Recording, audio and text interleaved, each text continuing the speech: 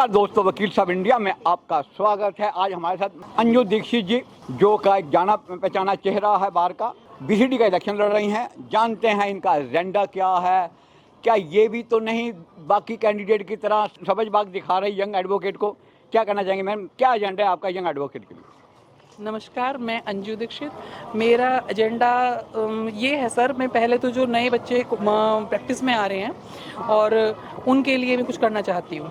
Secondly sir ये है, जो सीनियर एडवोकेट हैं, सीनियर का मतलब मेरा ये है कि जो एजेड है, बड़े हो जाते हैं, वकालत नहीं चल पाती है, उनके लिए हम कोई पेंशन का प्लान लाना चाहते हैं। पहले यंग एडवोकेट की बात कीजिएगा। यंग एडवोकेट के लिए सर मैं कोशिश करूँगी कि जो लीगल, सबसे पहले क्या उनकी प्रॉब्लम को आपने आइडेंटिफाई किया? उनकी प्रॉब्लम है क्या? हाँ जी, बिल्कुल आइडेंटिफाई किया। नया वकील जब कोर्ट में आता है, उसके पास काम नहीं होता है, कोई उस पर विश्वास नहीं करता। कोर्ट भी नहीं होता है। हाँ, उसके पास बैठने की जगह नहीं होती है, उसका सीटिंग अरेंजमेंट नहीं होता है।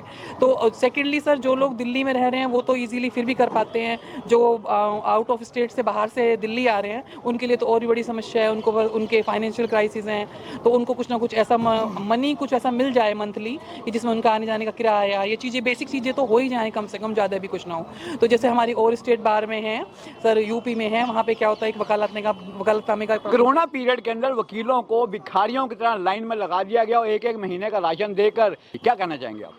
नहीं सर, पूरी जिम्मेदारी नहीं करी थी, उसमें और भी बहुत सारी कमियां रहीं। अभी मैं बीइंग ए कैंडिडेट ज़्यादा नहीं कहना चाहूँगी इस बारे में। सर एक बार मौका मुझे भी दें, फिर मैं उसको थोड़ा इम्प्रूवमेंट करने की कोशिश करूँगी। वेद प्रकाश शर्मा जी ने कहा कि करप्शन है, और वो करप्शन कौन फैला रहे हैं? जो कि ऑफिस बेरर हैं बार एसोसिएशन के, ठीक है। और इसी बात को के मनन साहब ने भी कहा कि 90% जुडिशरी करप्ट है।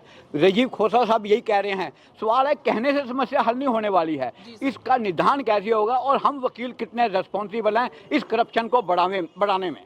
जी, हम सभी रेस्पॉन्सिबल हैं। अगर हम किसी गलत चीज़ को गलत नहीं कहेंगे तो वो ठीक तो होगी नहीं। पहले तो हमारे विचार ये बदलें कि हम इसे ठीक करना चाहते हैं, फिर एक हम मीटिंग बुलाएं, आपस में बैठ के बात करें, तब उसके बाद हम उसमें कुछ सोच सकते हैं। कहने से, सिर्फ वोट मांगने के लिए मैं कह दूं मैं करप्शन दूर करूंगा, तो ये तो काम चलेगा नहीं ना।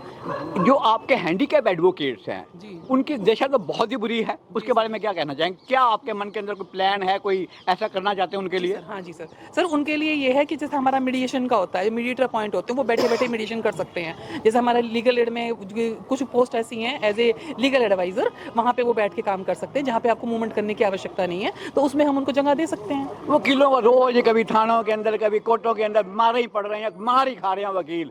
सवाल आता है कि क्या एडवोकेट प्रोटेक्शन एक्ट, इसकी बड़ी जरूरत महसूस की जा रही है? जी बिल्कुल जरूरत है। रोज ही इस तरह की समस्याएं आ रही हैं, रोज ही हम टीवी पे इस तरह की समस्याएं देख रहे हैं, रोज ही हम फेस कर रहे हैं, हम देख कर रहे हैं, हम तो फेस ही कर रहे हैं, कोर्ट में भी देख रहे हैं। तो सच में अभी एडवोकेट प्रोटेक्शन एक्ट आना चाहिए। वुमेन रिजर्वेशन के बाद आप क्या समझते हैं कि वुमेन का रिप्रेजेंटेशन बढ़ेगा? क्या वुमेन एडवोकेट की दशा सुधरेगी? हाँ जी सर, फर्क पड़ेगा, बिल्कुल सर फर्क पड़ेगा। जब वहाँ पे 7 लेडीज अगर जा रही है, अगर वहाँ पहुँचेंगी तो उसके बाद इंप्रूवमेंट तो डेफिनेटली। आप अंजू दीक्षित जी की बात से कितना इत्तेफाक करते हैं? जो ये कह रही हैं बिल्कुल सही कह रही हैं?